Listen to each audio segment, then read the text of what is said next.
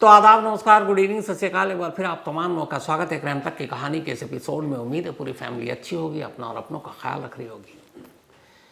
शायद मुझे याद आ रहा है, मैंने पहले भी कहानी में एक दो बार ये जिक्र किया था। जब एक लड़की की शादी होती है, वो एक नए घर ससुराल पहुंचती है। रंग अलग, ढंग अलग, सारी चीज़ें अलग, फिर भी उसे सब कुछ निभाना है, उसी रंग में ढलना है। कई बार परेशानियाँ आती हैं। कई बार ऐसा होता है, बेटियां अपने माँ बाप को अपनी दर्द, अपनी पीड़ा बता नहीं पाती हैं। उन्हें लगता है कि बड़ी मुश्किल से तो माँ बाप ने शादी कर दी, अब यहाँ की भी तकलीफ़ बताऊँ कि मेरे ऊपर क्या बीत रही है, तो माँ बाप ही परेशान होंगे, कहाँ उनको दुख दूँ। ये कई बार डौरी या दहेज के लिए अगर कोई तंग करते हैं तो फिर बेटी खामोश होती है, माँ बाप को नहीं बताती है। कितने पैसे तो शादी में खर्च कर दिए, अब और क्या तंग करूँ। कई बार बेटियां हिम्मत करके माँ बाप को बता देती हैं तो अक्सर एक लाइन सुनने को मिलता है और एक शब्द, बेटा एडजस्ट कर लो। कई बार होता है, और ऐसी कई सारी कहानियां मैंने अपनी ज़िंदगी में देखी हैं।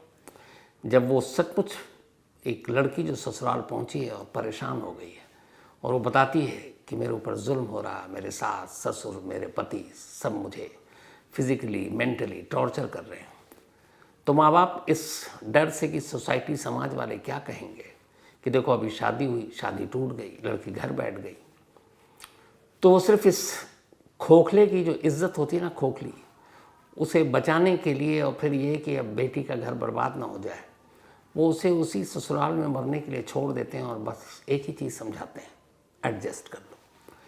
क्या जुल्म और सितम के ख़िलाफ़ एक बेटी के माँ बाप का ये कहना जायज़ या सही है कि बेटा जो भी हो रहा है एडजस्ट कर लो, ठीक हो जाएगा, एडजस्ट कर लो, ठीक हो जाएगा। एक बेटी कब तक एडजस्ट करे। आज की जो कहानी आपको सुनाने जा रहा हूँ उससे पहले एक ऑडियो सुनाना चाहता हूँ। हालांकि ये ज़ुबान शायद आप में से बहुत सारे लोगों को समझ में नहीं आए क्योंकि ये तमिल में है, लेकिन कहते हैं कि भाषा भावनाओं को बयान कर देती है। एक बेटी ठीक मरने से पहले अपने पिता को 7 ऑडियो मैसेज भेजती है व्हाट्सएप पर, 7 और उसमें वो पूरी अपनी दर्द बयान करती है और उसमें वो शब्द का इस्तेमाल भी करती है, एडजस्ट। लेकिन वो एडजस्ट करके हार चुकी थी और फिर ज़िंदगी से हार गई। ज़ुबान समझ में नहीं आएगी, लेकिन ये लड़की फिज़िकली मेंटली जो इसके ऊपर जुल्म ढाया गया, और वो भी ऐसी वैसी शादी नहीं, 2.5 करोड़ रुपए इस शादी पर खर्च हुए थे। 70 लाख की महंगी वॉल्वो कार दहेज में दिया गया। 4.5 किलो गोल्ड, 4.5 केजी गोल्ड देने का वादा था और उसमें से आधे से आधा गोल्ड दे दिया गया था और करीब 2 केजी गोल्ड और देना था। लेकिन इसके बावजूद ससुराल वाले कह रहे थे कि आप लोगों ने क्या दहेज दिया, ये देखिए फलाने फलाने फलाने, इन्होंने तो 100 करोड़ रुपए दिए हैं ताकि दामाद अच्छा बिजनेस शुरू कर सके, स्टार्टअप कंपनी शुरू कर सके, बेटी को खुश रखेगा, और 100 करोड़ रुपए दहेज दिए। और आपने क्या दिए? 4-4.5 किलो सोना, 70 लाख की गाड़ी, 2.5 करोड़ शादी में खर्च कर दिए। बस ये पूरी कहानी सुनने से पहले मैं वही चाहता हूँ कि भाषा समझ में आए ना आए, भावनाएं आप तक पहुँच जाएंगी। बस ये ऑडियो इस लड़की की सुन लीजिए। அவங்க அவங்க அப்பா அம்மா கவின் இவங்க எல்லாருமே பிளான் போட்டு தான் எனக்கு கல்யாணம் பண்ணியிருக்காங்க. அவங்க கொடுக்குற மென்டல் டார்ச்சர் என்னால் தாங்க முடியல. உடல் ரீதியாகவும் என்னால் அவங்க கூட உண்மையாலுமே இருக்க முடியல. ரொம்ப டார்ச்சராக இருக்கு. டெய்லியும் மென்டலி என்னை அசால்ட் பண்ணுறாங்க. ஃபிசிக்கலாக ஈவன் டார்ச்சர் பண்ணுறா. என்னால் இதுக்கு மேலே இந்த வாழ்க்கையை கண்டினியூ பண்ண முடியும்னு தோணலை. என் உலகமே நீங்களும் அம்மாவும் தான். நீங்களாம் என்னை பத்தி கண்ட கனவும் வச்ச ஆசையும் எதுவுமே நிறைவேறல. ஆனா என்னோட கடைசி மூச்சோட நம்பிக்கை நீங்க மட்டும்தான். ஆனா உங்களை ரொம்ப நான் நோகடிச்சிட்டேன். ரொம்ப என்னால நீங்க காயப்பட்டீங்கன்னு புரிஞ்சிருச்சு. உங்களால வாய்விட்டு சொல்லவும் முடியல. அதே சமயம் என்ன இப்படி பார்க்கவும் முடியல. என்னால நீங்க படுற வேதனை எனக்கு புரியுது. என்ன மன்னிச்சிருங்கப்பா, என்ன மன்னிச்சிருங்கம்மா. அவ்வளவுதான், முடிஞ்சு போச்சு எல்லாமே. நான் போறேன். ये आवाज़ 27 साल की एक लड़की रिथानिया की है। रिथानिया तमिलनाडु के थिरुप्पूर डिस्ट्रिक्ट की रहने वाली। पिता अमीर, टेक्सटाइल का इनकी अपनी फैक्ट्री और साथ में रियल एस्टेट का बिजनेस, ठीक ठाक सोसाइटी में पहुंच और मकान। इसी रिथानिया की शादी के लिए लड़का ढूंढा जाता है और आखिरकार इसी साल 11 अप्रैल को रिथानिया की शादी थिरुप्पूर के ही एक निहायत शरीफ ख़ानदान, अमीर ख़ानदान के लड़के के साथ तय होती है। लड़के का नाम है कविन कुमार। कविन की उम्र 28 साल। फैमिली बैकग्राउंड थोड़ा पॉलिटिकल भी है, बिजनेस भी है और ठीक ठाक पैसे वाले हैं। तो पंडित जी कुंडली मैच करा देते हैं।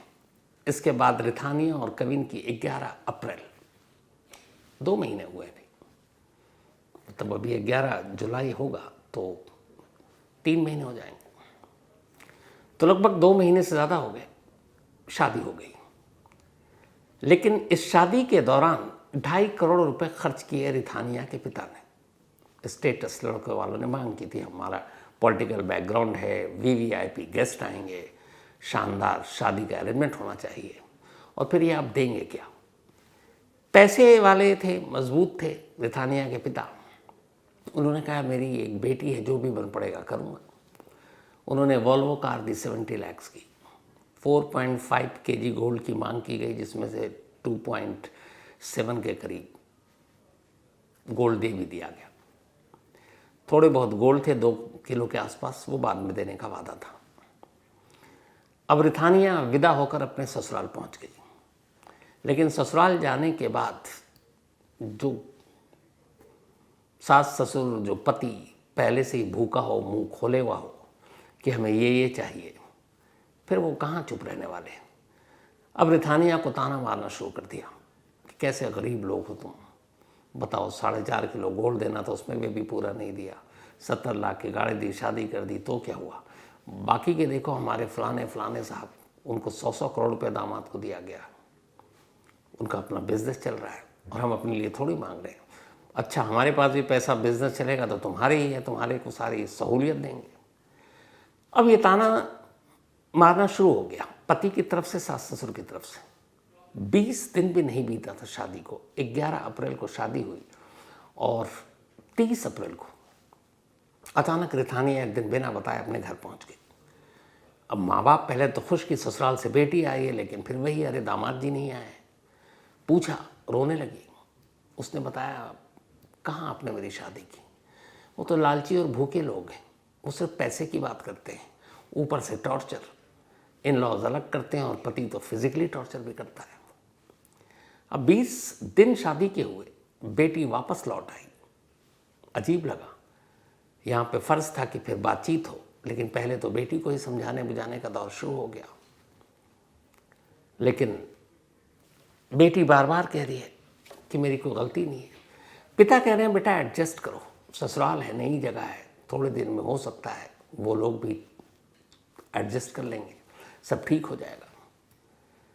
वो कहती है, ठीक है पापा, आप जो कहें। 20 दिन के बाद मायके आई, फिर माँ बाप के समझाने पर वापस ससुराल लौट गई।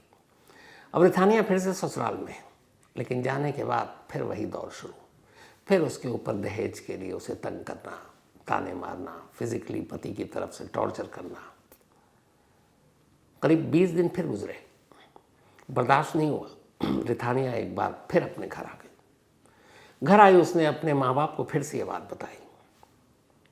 उसे लगा माँ बाप ही उनकी दुनिया है, वही समझेंगे। माँ बाप को उसने सारी बात बताई। माँ बाप को फिर लगा कि अरे अभी तो शादी को महीने भी नहीं हुए हैं और लोगों को पता चलेगा बेटी के ससुराल में ये चीज़ें हो रही हैं, पति पत्नी अलग हो गए हैं, फिर क्या होगा, बिरादरी क्या कहेगी, समाज क्या कहेगा। अब फिर से समझाने बुझाने का दौर शुरू और पिता ने फिर कहा, बेटी एडजस्ट करो। एडजस्ट करो, सब ठीक हो जाएगा, वक्त के साथ ठीक हो जाएगा। लेकिन 20 दिन का तजुर्बा पहले था, वापस गई थी थानिया, तब भी उसे एहसास था, वापस फिर आ गई थी। उसने कहा ठीक है मैं एडजस्ट करूँगी, बस एक गुजारिश है, आप मेरी सास को बुलाकर और उनसे कहिए और वादा लीजिए कि दोबारा मेरे साथ ऐसा नहीं होगा उस घर में। माँ बाप ने कहा ठीक है। फ़ोन किया गया, सास आई घर पर, उनसे कहा गया भाई आप हमारी बेटी को क्यों तंग कर रहे हैं। सास ने बाकायदा माफ़ी मांगी, सॉरी बोला और भरोसा दिया कि आज के बाद ऐसा नहीं होगा। इस भरोसे और सॉरी के बाद सास अपनी बहू रिथानिया को लेकर वापस चली जाती है। माँ बाप को लगा कि अब सास ने भी माफ़ी मांग ली है, सॉरी बोल ही दिया है और अब भरोसा भी दिया है, कुछ नहीं होगा, विदा कर दिया। अब वो पहुंच गई वापस फिर से अपने ससुराल। लेकिन वो सब ढोंग था, नाटक था, सब एक्टिंग कर रहे थे।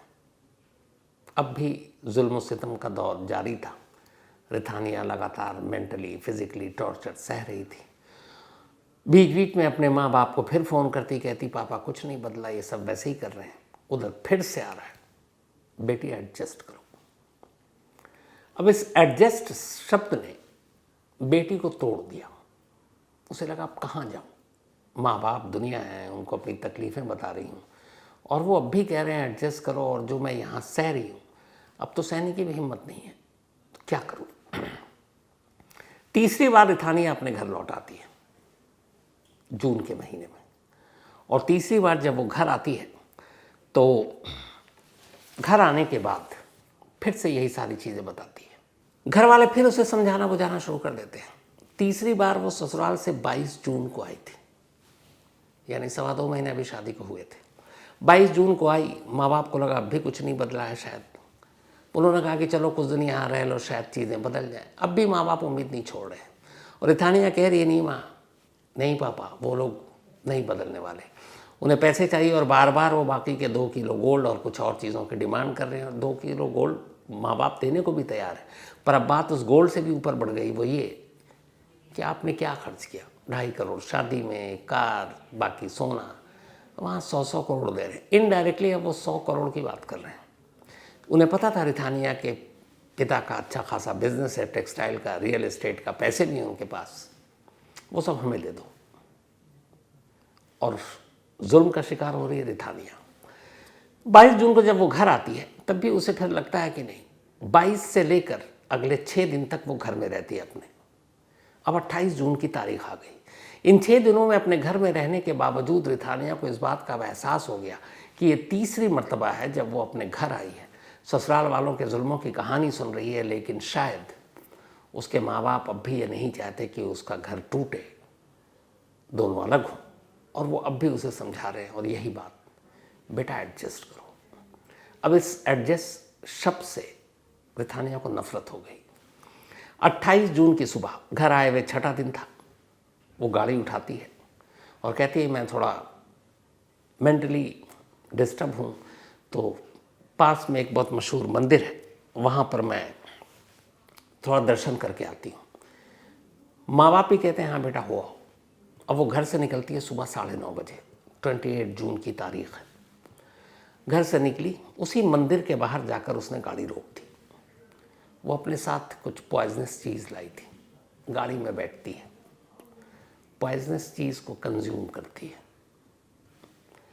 उसे खाने के बाद वो अपना मोबाइल उठाती है, गाड़ी में बैठकर 7 व्हाट्सएप ऑडियो रिकॉर्ड करती है। 7 मैसेज उसने रिकॉर्ड किया और उसके बाद उस सारे ऑडियो मैसेज को सेंड कर दिया। बट सेंड उसने तब किया जब उसे पता था कि जो कुछ उसने खाया उसका असर शुरू हो गया। इसके बाद मैसेज चला गया। अब ये मंदिर के बाहर ये गाड़ी पार्क है। करीब 2-3 घंटे बीत गए, 1 बज गए दोपहर के। आसपास में कुछ लोगों की नज़र पड़ी, कुछ दुकानदारों की, कि एक गाड़ी यहाँ पे पार्क है, उसमें लड़की बैठी हुई है और 2.5 घंटे से लड़की कार के अंदर है, न निकल रही है न बाहर जा रही है, और गाड़ी भी अजीब तरीके से पार्क है। तो उन्हें कुछ डाउट हुआ। उनमें से कुछ लोग गाड़ी के करीब गए। जब करीब गए तो उन्होंने देखा ड्राइविंग सीट पर एक लड़की बैठी और उसके मुंह से झाग निकल रहा है। फ़ौरन उन्होंने पुलिस को फ़ोन किया। पुलिस की टीम आई, गाड़ी का नंबर और उस के ज़रिए उन्हें पता चला, फिर मोबाइल भी था। लड़की के पिता को फ़ोन किया गया, रिथानिया के माँ बाप भाग कर पहुँचते हैं। इसके बाद पुलिस के साथ उसे अस्पताल ले जाते हैं, लेकिन अस्पताल पहुँचने के बाद पता चलता है डॉक्टरों के हिसाब से कि इसकी मौत तो कुछ देर पहले ही हो चुकी। अब जब ये पता चला, उधर अब तक पिता ने व्हाट्सएप मैसेज नहीं पढ़ा था। अब उन्हें लगता है कि ये क्या हुआ। अब मोबाइल भी था, उस मोबाइल में सेंड था पापा के नाम पर। अब पापा ने उस मोबाइल को खोला और वो 7 ऑडियो मैसेज पढ़े। उनमें से एक ऑडियो मैंने आपको शुरू में सुनाया था। अब कुछ ऑडियो जो मैसेज जो कुछ उसने कहा, मैं उसको आपको ट्रांसलेट करके सुना रहा हूँ। बट इसे सुना उससे पहले जब ये सब कुछ हुआ तो फिर पुलिस ने पूछा कि ये क्या है। तब माँ बाप ने कहा कि हमने अपनी बेटी की 11 अप्रैल को शादी की थी, बड़ी धूमधाम से की थी।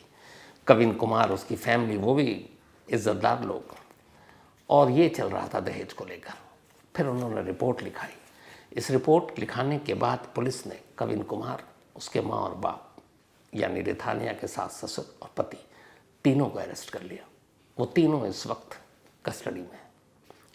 7 व्हाट्सएप ऑडियो मैसेज जो भेजा था उसमें से कुछ मैं आपको पढ़ाकर सुनाता हूँ, क्योंकि सुनना ज़रूरी है। एक ऑडियो में कहती है रिथानिया कि कविन और उसके माँ बाप ने मेरी शादी उससे करवाने की साजिश रची थी। मैं उनकी रोज़ाना की मानसिक यातनाओं को अब सह नहीं पा रही हूँ। मुझे नहीं पता कि इस बारे में किससे बात करूँ। सुनने वाले चाहते हैं कि मैं समझौता कर लूँ। उनका कहना है कि जीवन ऐसे ही चलेगा और वो मेरी पीड़ा को समझ नहीं पा रहे हैं। यहाँ माँ बाप के लिए भी इशारों में कि समझौता कर लो, एडजस्ट कर लो। आपको भी लग रहा होगा कि मैं झूठ बोल रही हूँ, ये वो अपने पापा से कह रही है, लेकिन ऐसा नहीं है। हर कोई यहाँ नाटक कर रहा है और मुझे नहीं पता कि मैं चुप क्यों, या मैं इस तरह क्यों बन गई हूँ। लेकिन मैं जीवन भर आप पर बोझ बनकर नहीं रहना चाहती। ये पापा के लिए ही है। इस बार मैंने कोई गलती नहीं की। मुझे ये जीवन पसंद ही नहीं है। वो मुझे मानसिक रूप से प्रताड़ित कर रहे हैं, जबकि मेरा पति मुझे शारीरिक रूप से टॉर्चर कर रहा है। मैं अपना जीवन और नहीं चला पा रही। आप और माँ ही मेरी दुनिया है। मेरी आखिरी सांस तक आप ही मेरी उम्मीद रहे। लेकिन मैंने आपको बहुत दुख पहुंचाया। आप ये खुलकर नहीं कह पा रहे, फिर भी आप मुझे इस तरह नहीं देख पा रहे। मैं आपकी पीड़ा समझ सकती हूँ। मुझे माफ़ करना पापा, सब कुछ खत्म हो गया, मैं जा रही हूँ। एक और ऑडियो में कहती हूँ कि जैसी ज़िंदगी मैंने चाही वैसी ज़िंदगी मुझे मिली नहीं। मैंने एडजस्ट करने की काफ़ी कोशिश की, आपने कहा इसलिए, लेकिन अब तो एडजस्ट भी नहीं हो पा रहा। और इसी तरीके से कई मैसेज हैं। अब इस पूरे मैसेज को अगर आप पढ़ें तो बात वहीं पर आती है जो शुरुआत में मैंने कही। एक लड़की, एक नई दुनिया होती है जब शादी होती है और ससुराल जाती है। पति, सास, ससुर, ननद, देवर, तमाम नए रिश्ते बनते हैं, नया घर होता है, नए मिजाज होते हैं, नया माहौल होता है, और वाकई वहाँ पे उस लड़की को एडजस्ट करना होता है। और एडजस्ट होता है तभी तो ये दुनिया चल रही है, तभी तो इतने सारे घर बसे हुए हैं। लेकिन बहुत सारे ऐसे मामले, ख़ासतौर पर हमारे देश में ये जो दहेज नाम का दानव है, जब ये लालच किसी के दिमाग में घुस जाता है तो फिर उस घर में एक ही शख्स जुल्म का शिकार बनता है, और वह है वो लड़की। उस चारदीवारी के अंदर कोई उसकी सुनता नहीं। क्यों? क्योंकि वहाँ सब उसके लिए नए रिश्ते हैं। और वो लड़की, 2 ही रास्ते होते हैं, या तो अपने माँ बाप को बताए, घर छोड़ कर आ जाए, और या फिर ज़्यादातर मामलों में लड़कियाँ खामोश होती हैं कि क्या माँ बाप को तकलीफ़ दूँ, अब शादी हो गई और भी जिम्मेदारियाँ उनकी, कब तक मेरे ही जिम्मेदारियों को उठाते रहेंगे। लेकिन इस कहानी से एक सबक मिलता है, वो ये 2 सबक बल्कि। एक कि अगर कभी कोई बेटी आप में से किसी को कहे कि मुझ पे जुल्म हो रहा है और सहा नहीं जा रहा है, तो आप उसका साथ दीजिए, उसको उसके हाल पे मत छोड़िए। सोसाइटी, समाज, इन सब के ढकोसले में मत पड़िए। ज़िंदगी है तो सब कुछ है। और दूसरा, कभी गलती से भी उसे एडजस्ट करने के लिए मत कहिए, क्योंकि जब तक आप एडजस्ट करने के लिए कहेंगे तो एक माँ बाप ही एक बेटी की उम्मीद होते हैं। उसे लगेगा कि माँ बाप भी एडजस्ट करने का मतलब दूसरा भी होता है, वो ये कि कहीं ना कहीं ऐसा लगता है उस लड़की को कि शायद मेरी गलती है और मुझे ये कह रहे हैं एडजस्ट करने के लिए, जबकि जो गुनहगार है उन्हें कुछ नहीं कह रहे हैं। तो ये उल्टा असर कर जाता है। तो बेटी के दर्द को समझें, एडजस्ट करने के लिए कभी ना कहें, क्योंकि यह एडजस्ट जानलेवा हो सकता है। पर इस कहानी को आज ख़त्म करूं उससे पहले इसी रिश्ते पर कुछ लाइनें आपको सुनाना चाहता हूं दिल से। ये जो कुछ सुनाने जा रहा हूं असल में ये एक बेटी को सामने रखकर ही लिखा है। और ये जो रिश्ते होते हैं, एक बेटी की जब शादी होती है, एक नई दुनिया में ससुराल में पहुंचती है, ये सारी चीज़ें और रितानिया का दर्द आप इस कुछ लाइनों से समझ जाएंगे। नाम है रिश्ता एक पहेली है, रिश्ता एक पहेली है। गुड्डे गुड़िया लेकर रोज़ मिला करती थी उससे शाम, ज़रा सयानी हुई तो यादें सब हो गई ख्वाबों के नाम। एक दिन एक शहज़ादा आया, आकर भर दी उसने मांग, आज उन्हीं से छूट रही है जिनके हाथ में खेली है। रिश्ता एक पहेली है। अब बेटी ससुराल जाती है कि छोटे बड़े और हल्के गहरे आंगन आंगन पलते हैं। जैसी ज़रूरत होती है ये वैसे रंग बदलते हैं। हर एक रिश्ता प्यार की लाश उठाए घूमा करता है, मजबूरी को अपना कहकर यूं ही झूमा करता है। कौन इसे समझ सका ये किसकी सगी सौतेली है। रिश्ता एक पहेली है।